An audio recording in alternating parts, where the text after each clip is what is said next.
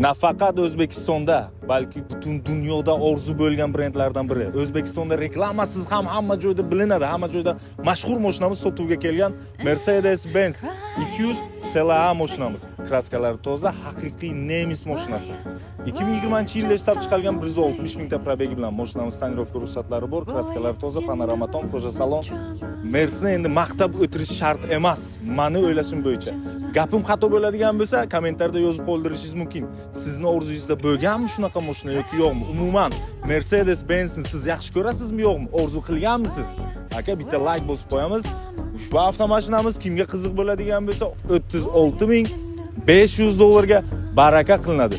Telefon qiling, to'g'ridan to'g'ri o'z egasini telefon raqami qo'yib o'tyapman. Telefon qilib baraka qilib oling. Nafaqat O'zbekistonda, balki butun dunyoda orzu bo'lgan brendlardan biri. O'zbekistonda reklamasiz ham hamma joyda bilinadi, hamma joyda mashhur mashinamiz sotuvga kelgan Mercedes-Benz 200 CLA mashinamiz. Kraskalari toza, haqiqiy nemis mashinasi.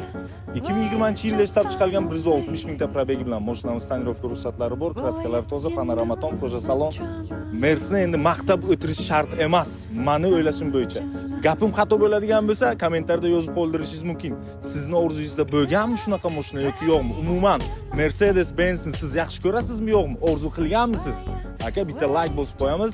Ushbu avtomashinamiz kimga qiziq bo'ladigan bo'lsa, 36 500 ga baraka qilinadi. Telefon qiling, to'g'ridan to'g'ri o'z egasini telefon raqami qo'yib o'tyapman. Telefon qilib baraka qilib oling.